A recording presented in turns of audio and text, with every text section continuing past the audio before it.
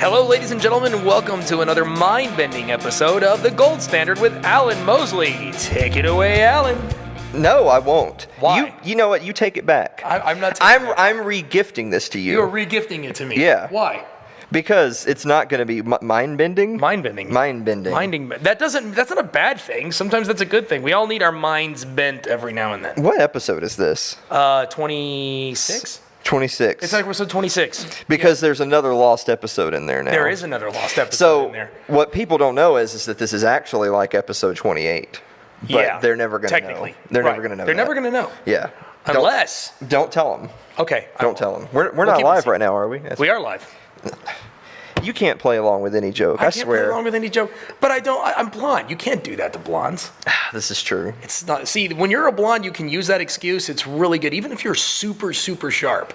Unlike myself. You keep on calling it Bieber hair. I think it's Beatles hair. Beatles hair? Beatles hair. That sounds a little bit more. Didn't they have the same? Yeah, they did, yeah. Like Paul McCartney? Yeah. You're right, I kind of have that going on. That's pretty cool. Yeah, I think I'd rather have Beatles hair than Bieber hair. All right. I agree 100%. Anyways. Well, this is episode 26 Yes, of The Gold Standard. I am your host, Alan Mosley, and we don't have a guest today. No guest So today. that's why we're killing time. Yep. Because we're really just trying to fill it up, and then you're going to hit stop. But it's going to be a great show. It's going to be awesome. Trust me, we got some really good stuff going on. You keep on making things we can't deliver on by saying things like it's going to be a great show. It's going to be a great show. I need to sit up straight. You need to sit up straight? Yeah. Well, Because I look all short and slouchy. Here, let's get a closer look at you. Oh, wait a minute, that didn't work. He's just not even doing anything. This show's just falling apart. But that's okay. Hang in there, folks. It's going to get better, I promise. Is it though? What? Yes, it will. It Okay. will. It's really good because Well, we've had a week. We've had one heck of a last few days. Yeah, and we've we really have. got some stuff to talk about. Some stuff that's really making my hair stand up. I don't know about you. But, No, it's not. it's a figure of speech, man. Okay. You know. Okay. I don't know. But just really, really, really upsetted me a lot. I mean, I can't go through Facebook. I can't watch TV right now. It's just driving me crazy. Mm-hmm. You know, and I'm just gonna flat out set it up. I'm gonna ask you this question straight up, and I want you to go because I mean, I've had it with this crap. Straight up, what's the problem with Trump meeting with Putin? That's segment 3. We're going to talk about that in like 3. 15 minutes. Okay, we'll get there. All right. But I'm still is mad about that. The answer is there's nothing wrong with it, but we'll talk about that later. That makes me feel better. So up first today, TSA first. screeners win immunity from abuse claims as per appeals court. So that's exactly what we wanted to hear, is that the TSA is granted immunity for their transgression. Great, so now they can grope you without getting into trouble. They can just now do that. Oh, they've already been doing it, Yeah. but now you can't do nothing about it. So this is coming from Jonathan Stemple from Reuters. TSA screeners win immunity from abuse. This is from in a 2-1 vote, the 3rd U.S. Circuit Court of Appeals in Philadelphia said Transportation Security Administration screeners were, quote, not investigative or law enforcement officers and therefore are shielded from liability under the Federal Tort Claims Act, FTCA.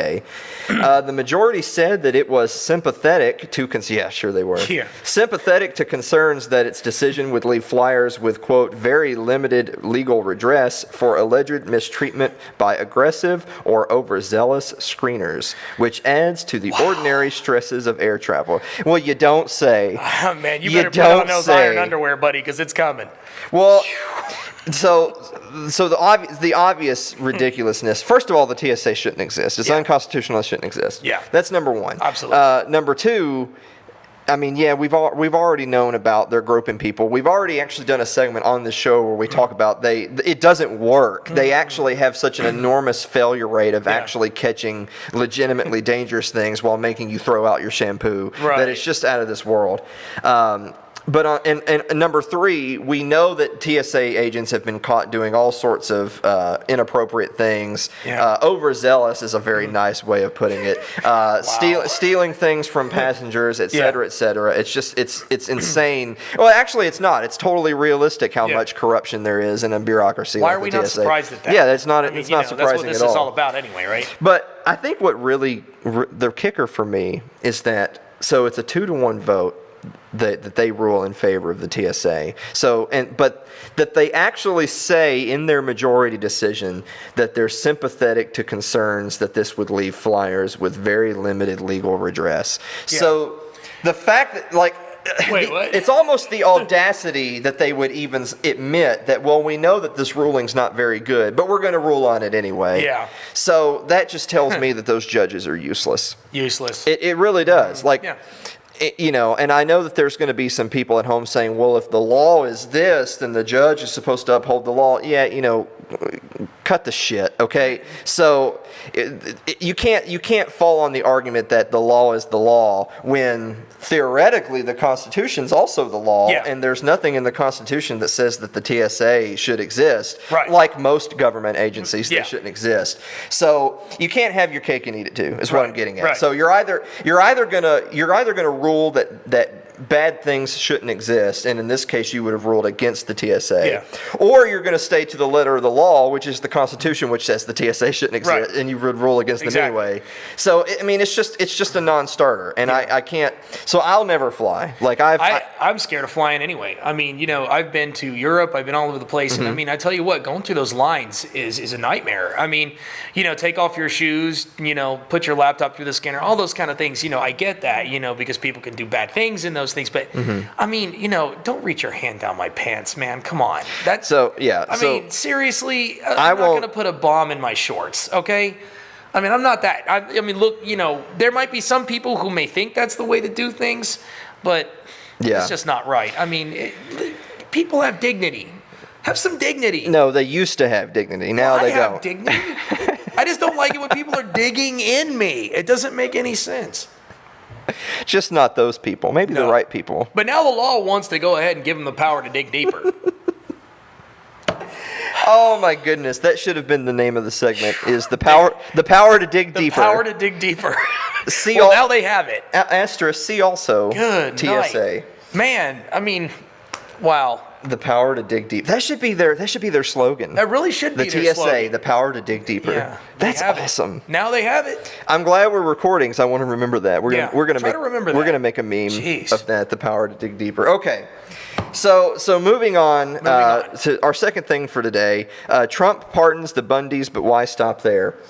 So this is in the USA Today by the columnist James Bovard, and I want to Okay. bring this up real quick. James Bovard, which you can follow on Twitter, which is at Jim Bovard, JIMBOVARD.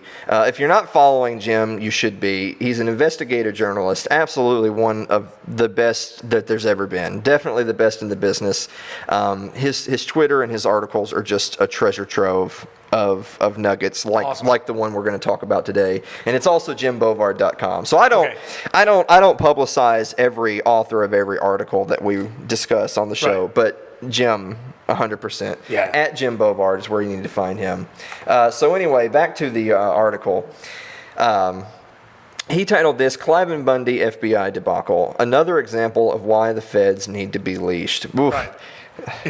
Be still my beating Yeah. heart. Leashed. That's nice. So the crux of his article here is the FBI's sordid history of withholding and destroying key evidence deserves a reckoning. Yeah. So he starts off by talking about just recently, you might remember in the news the whole Bundy Ranch standoff with Cliven Bundy. Yeah.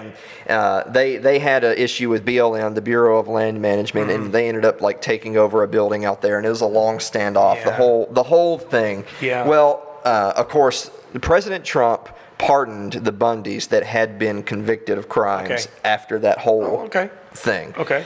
Which is great. Yeah, Because that's those okay. were just guys that took a stand against bureaucracy, and boy, it could have been a lot uglier than it was. Yeah. And It was looking like it was going to be there for a was, while. It was looking I like it remember was that. going to be the next Branch Davidians or whatever. The next Waco. And so funny enough that we would bring that up, because he actually discusses that later here in the article, where he's pointing out exactly that this isn't the first time that there's been massive government overreach, and this certainly isn't the first time that an organization like the FBI has played fast and loose with the rules Right. in order to get the outcome that they want. No, yeah. And you know what? And that's actually going to tie into an interesting theme for later in the episode. Okay. You've heard me say this on the show before. When when a group of people, when the state, when the U.S. government, when the FBI, the CIA, whoever you're talking about, when a group just gets caught in bold-faced lie after bold-faced lie after bold-faced lie, then where I come from, that means you don't have any credibility. Right. So why, if another subject were to come down the pipe and I had to choose between, well, am I going to believe what the state is telling me, or am I going to believe that at the very least that there's more to the story? Right. Well, I'm probably going to believe there's more to the story because these people have proven time and time and time again that they don't deserve our respect. They have no credibility. Many cases, Waco is just one example. The situation with the Bundys is another. Yeah. That they will do whatever they have to do to destroy the lives of people that stand up to them. And there's a reason why I wanted to highlight this article and that little rant that I just went on, because that kind of brings us to our main. Hold on, our main subject of today. This episode is going to be titled "Everything I Don't Like Is Treason." Everything I don't like is treason. Yes, everything I don't like is treason, because Good that word has been getting tossed around a lot. Too much. Yeah. So everything that I don't like is treason. There's this weird phenomenon going on, and I've got a bunch of examples that I'm going to pull up here in a second from Twitter, where if a public figure, if a world leader, in this case, were to say or do something that you personally don't agree with, that is politically not your bag of your cup of tea, then you're going to throw this T word around. You're going to say it's treason. You're going to call him a traitor. Yeah. So first of all, I don't really care because I don't worship. You don't subscribe to that sort of thing anyway. First of all, I don't care because I don't worship the state. So if you told me that I was treasonous, I'd say okay. So that's the first thing. But even if you're somebody who, when you're clutching your pearls, you say, well, wait a minute, treason's bad. That's like the worst. That's the worst crime there is. It doesn't get any worse than that, right? Well, yeah, but like, there has to actually be proof to your accusations. Yeah, you can't it has to be legit. It can't just be, oh, I don't like what you did, you're a traitor. So what I'm going to go on record as saying before we get to all of these examples is so last month it was Nazi. Yeah. This month it's traitor. Yeah. So it's because that's how. Is there a third one? That's how these people work. Is when you throw these buzzwords out because you're trying to demonize your opponent. Yeah. And say it doesn't work, or say it didn't get quite the results you were hoping for, then you have no choice then but to keep on upping the ante to a harsher word. At some point you can't. Yeah. Nazi pretty much was the top. Like, if you call somebody you don't like a Nazi and it just rolls off of them because they're not actually a Nazi, then what's your next word? A traitor. Murderer, psychopath. Well, there's a really funny Louis C.K. bit where he's talking about people who use words wrong. Like, if you say something is amazing, like, really? Was it really amazing? This is an amazing cup of coffee. Were you amazed by that? Like, it blew your mind? Like, really? Or was it just... Yeah, that's true. That's true. Or was... over-exaggerating. Or was it, this is a good cup of coffee? Yeah. Which is... Okay, that's fine. Yeah, sure. So let's start off here. Andrea Mitchell from NBC News. She says she was talking about Senator Rand Paul in this one, where she says Senator Rand Paul inexplicably suggests U.S. has interfered in foreign elections over decades to justify Kremlin hacking and weaponizing stolen Democratic emails in 2016. This after he was one of only 2 senators voting against resolutions supporting NATO? Question mark. Well, it's that second and third question mark that really drive it home. So Andrea, Jesus. Jeez.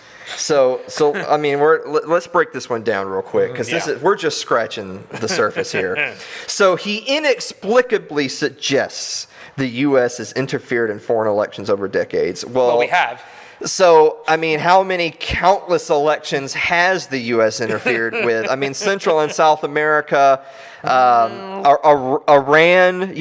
overthrowing the democratically elected government of Iran and installing. So I would put, Cuba. Yep. So I would even put, Russia.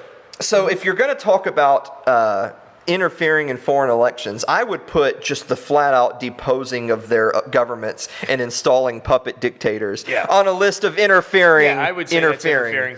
So the fact that she framed this inexplicably suggests. So she framed this to say, like, who would think that? How crazy Senator Paul must be to think that we would ever interfere and we would ever get entangled in us. No way. So I mean, that on its surface, so she should have to resign from her job, right? For that alone. And so let's just move on to the next line. To justify Kremlin hacking. So no. He wasn't justifying anyone doing anything. Right. He was just simply pointing out, well, yeah, the U.S. government has absolutely interfered in the foreign entanglements. I mean, it's crazy. Right. So that was not meant to justify anything. Right. Look, we're not saying that we're pro-Kremlin. We're not saying that we're pro-Vladimir Putin. Right. We're just simply pointing out that, pot meet kettle. Yeah, we've done the same thing, Yeah. I mean.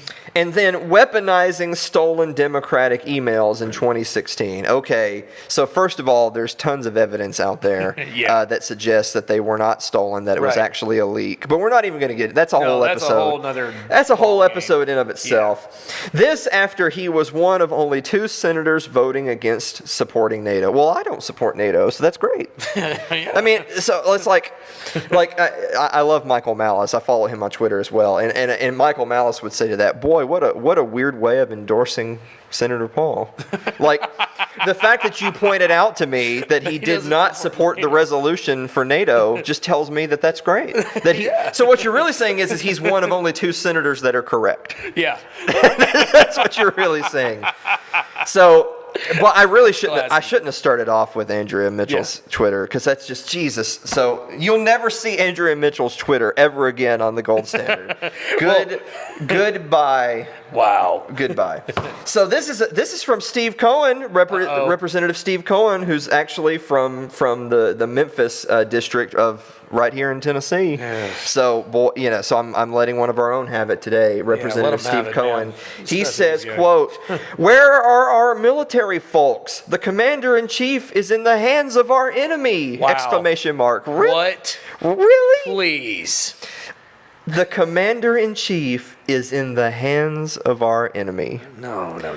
So let's I want to break this one down real quick. Break it down. So first of all, where are our military folks? So first of all, you're insinuating a coup.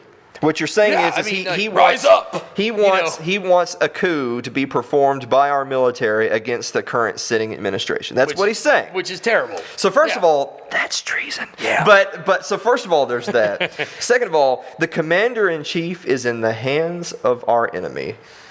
So first of all, you're assuming that Donald Trump is a puppet of Vladimir Putin. That's number one. And second of all, you're implying that Russia is our enemy. Yeah. Russia is not our enemy. Russia's not.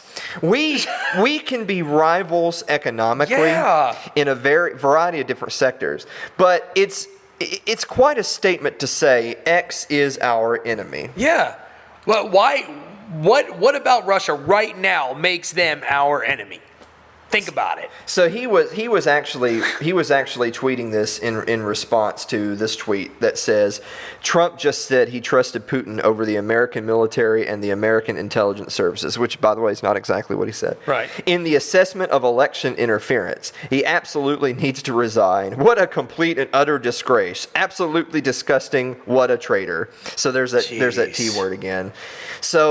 This is what's been driving me nuts. Yeah, I know it has, and I know you wanted to talk about this today. So, first of all, I love this correlation. You see this narrative that's being constructed before our eyes that if you are against the American intelligence agencies, then you are anti-American. Right. So, I don't really care if you're anti-American or not, because I don't worship the state, so I really could care less. But even if you're not quite an anarchist like I am, even if you are very much you try to draw a distinguishing line between being very pro-American but anti, corruption and in the deep state or whatever, buzzwords you want to use. this concept that in order to be patriotic, you must side with the government. You must side with the intelligence agencies. Yeah, it's completely wrong. You must side with the military. You must side with anything. Yeah. There is no requirement that I've ever read anywhere that says that for you to be a patriot, for you to love your country, you must side with some bureaucracy. That's ridiculous. It doesn't make any sense. In fact, if history teaches us anything, it's that often the real patriots are the ones that are standing up and questioning that authority, not the ones that are just blindly supporting it because it's my tribe versus your tribe. Right. So I can't stress enough insinuating that Russia is our enemy. That's a non-starter from the get-go. Right. I can't respect anything you have to say. I know. If that's even where you're coming from. So that's Steve Cohen. So somebody get him out of office, please. I don't live in that district, but please get rid of him. What you got next, brother? So this is from Ollie Velshi. So he co-hosts the show with MSNBC. Oh. So he says, Ugh. quote, this is a quote from the show here. This is from the former Watergate prosecutor Jill Wine-Banks. She was speaking in regards to Trump's comments at the summit. She says, quote, his performance today will live in infamy as much as the Pearl Harbor attack or Kristallnacht.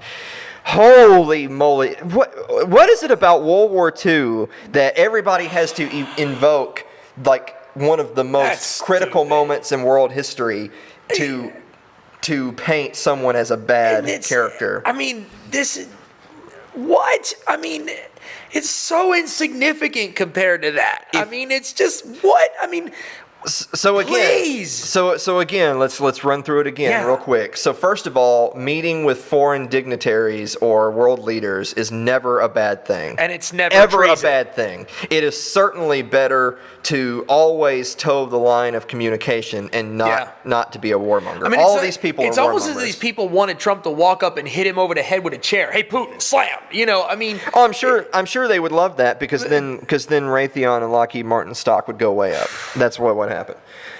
So live in infamy as much as Pearl Harbor.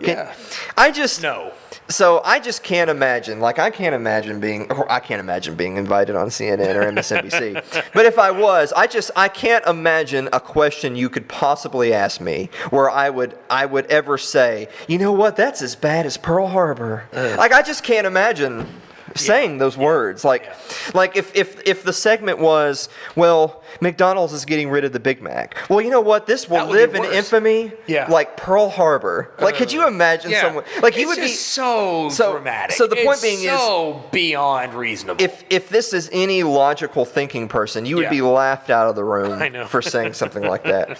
So, but hold on, we're not done. We got another one. We got more. So Michael it just Moore goes on and on and on. I'm so sorry for bringing this one up. Oh God, so not him. Anybody but I know. him. So pull this up. Go ahead. So Michael Moore, who is a buffoon of the highest order, he says, Trump is asked, who are you going to believe, the Russians or your own officers? And he refused to choose. Do you support your troops or Putin? And he wouldn't choose. So my first thought goes out to those who served this country. I'm so sorry the commander-in-chief is a traitor. Oh, okay. So, Michael Moore traitored this country a long time ago. So first of all, signal harder, Mike. Really. God. And I actually got this from Tom Woods' Twitter just because he responded to Michael Moore and said, remember that movie you made? Which side was correct about weapons of mass destruction in Iraq? So again, when a group of people is shown to be without ethics, without credibility, then why going forward would you naturally trust anything they say? Exactly. So look, I don't say that I respect or trust Vladimir Putin. I don't respect or trust Donald Trump because frankly, I don't worship state actors, leaders. I don't need a politician to guide my morals and ethics. Right. But what I can tell you for certain is that they are completely right to say that they don't trust the intelligence community. Yeah. Of course they are right to say they don't trust the intelligence community. Frankly, if you do, you're watching the wrong program if you trust the intelligence community. But you know what? I think that's enough for depressing stuff. Let's get to fun stuff. Let's get to fun stuff. We haven't had a meme of the week in a while. No, we haven't. And really, to be fair, the reason why we haven't is because we've had so many awesome guests on the show. Yeah. Several weeks of just really awesome, highbrow, intellectual type and we of have guests. more coming. And I just kind of feel bad to say, hey, you, shut up a minute. We got to do our meme of the week. Meme of the week. I wouldn't say it like that, Yeah, no. but still. So our first meme of we're actually going to do like a trifecta of memes. Ready? So the first one is in line with our topic today. Oh boy. So it's The Rock. Trump is a traitor for talking with Putin. He should be charged with treason. And she replies, well, Hillary sold a third of our nuclear fuel to Russia. Anybody remember that? Remember that? Nobody remembers Nobody remembers anything. Oh, no, that's water under the bridge, man. Come on. So I want to say this real quick. So first of all, that's great, and that actually came from being libertarian. But I want to say this real quick. The only reason, like, we're in such a culture of outrage, and the only reason, if you're the type of person sitting at home and you're thinking, God, I hate outrage culture, the only way it works is that people, whatever's happening right now is the most outrageous, just insane chain of events that have ever happened. And the only way that you can do that every single time is to not remember the last time you did that, like 5 minutes ago. Sweep it under the rug. Let's move on to the next one, right? So that's the one. That's really the only one that relates to what we talked about today. Well, actually, no, there is another one. Yeah. But there was another. This was a meme of the week. The next one I want to share was we were going to do this a couple of weeks ago, but then we didn't have time, and we were in the middle of a talk, and then I went to New Orleans for like 2 years, and the whole thing. So this is actually just one of my favorites. It has nothing to do with anything. Oh wow! So everybody remembers this. How does a bill become a law? And that's I'll let that speak for itself. So we're actually going to be. That is really deep. We're actually going to be uploading these episodes to Stitcher, Google Play, and iTunes. So it'll be an audio show as well as video on YouTube, and we're going to have the links to those coming soon. But in the meantime, I have to start like describing things. Yes, you have to because it might be audio. Memes because So it's the old Schoolhouse Rock. How does a bill become a law? And then they're just exchanging a wad of bills, a wad of hundreds. So it's true. That's how a bill becomes a law. That's awesome. But we're not done. We got one more. One more. Ooh. Actually, we have two more. Ooh. Are you saying, this is Wolf Blitzer from CNN. Yep. This was his question to President Trump. Are you saying that you don't trust what our intelligence community has to say? Well, no, I don't, Wolf. Except for that's not President Trump. That's John F. Kennedy. Right. Hey. That's deep. That's a little bit spicier than the last couple. There's a little read between the lines going on. No, I'm submitted without comment on that one. But yeah. Wow. And then finally, we're ending today. This came from, I found this on Liberty Memes. So according to the mainstream media, Barack Obama meeting with Putin. This is fine. This is fine. Yeah. Putin meeting with Hillary Clinton. This is fine. This is fine. Putin meeting with Bill Clinton. Oh, it's a good deal. Good drinks. Fine. Yeah. Good times. Chuck Schumer meeting with Vladimir Putin. Blast. Had a great time. Smiling, laughing, good sandwich. And both Bush and Bush Sr. meeting with Vladimir Putin. Good golf game. But what if Trump meets with Putin? Oh, it's the end of the world. The world is coming to an end. We're all gonna die! So I mentioned Michael Malice earlier on the show. I want to mention him one more time. Something he tweets out probably at least once a day is the mainstream media is the enemy to the American people. I believe it. Like, I'm 100% sure of that now. Call a spade a spade. Jeez. The mainstream media is the enemy of the American people. Have lost all credibility, all trust, all reliability. You just can't trust anybody anymore. You cannot trust what they say. They lie to their teeth. And it ain't right. You know, I mean, when I was a kid growing up and I watched the news, I could believe it. I could believe a lot of what was being said. Like guys like Walter Cronkite. I mean, that guy was straight up. He told you what was going on. He didn't interject his feelings or his emotions. If something blew up in front of him, he said it just blew up. He didn't say why it blew up. You know, but that's what happens with the news, man. Well, those days are long gone, my friend. And it's really sad. And I think the journalists need to stop being that way and go back to what makes journalism great to begin with, is that they don't spin. Are you trying to say we should make journalism great again? I'm saying we should make journalism great. How do you say Majiga. Majiga? Majiga. Majiga. Well, on that note, I I'm think not pressing any hats, man. on that note, this has been a great episode. Yes, I want to make a couple of quick announcements, Okay. and we're gonna have the links to share later. So don't worry about it if you don't get it right now. We are actually in the process. We're going to be switching over all of our links, our uploads. Everything is going to be going to. We're still going to be having the videos on That's right. YouTube. Yep. And you'll also find them in audio format on iTunes, Google Play, and Stitcher. Yep. And you're going to find them under our new production umbrella, Yeah, the new production which is Little L Productions. Yep. And that'll be the name that is housing the Gold Standard with Alan Mosley. Right. But it won't just be us. It won't just be us. It will also cool. be our friend and awesome advocate for liberty, Sherry Voluntary, Awesome. who is the host of the Sherry Voluntary That's Show. She will also be found at Little L Productions. Yep. And that's not all either. That's not all. Sherry and I actually started a new show. Which is really fun. It's a quickie. It's just Yep. a little 25, 30-minute a week show. It's audio only. It's called Postcards from Somalia. That was very cool. It's a very cool name. cool. You're going to You have to should check check it out out. It's worth Postcards it. from Somalia. Uh-huh. But that's not all either. We will be syndicating a number of other awesome people who is have great. been on this show. Yeah, so it's like a nice hub where you can go and you can find Yes. all kinds of content like this, and from our partners out there. Yes. And just fill your brain full of lots of libertarian genius. It's enlightening. Well, it's going to fill your Like brain. I said, mind bending. It's going to fill your brain with something. I promise you that. It's going to fill it. So I think that's all the time we have for this week. Right on, brother. You got anything else? No, I'm good. Is your blood man. pressure coming down? My blood pressure is coming down. You're not gonna hulk out or I'm just anything? gonna stay off Facebook for the next few days. I'll be okay until the next big swoop comes along. That's they'll probably a sweep this pretty under good the idea. bridge. All right, Rock, brother. dude. See us next week.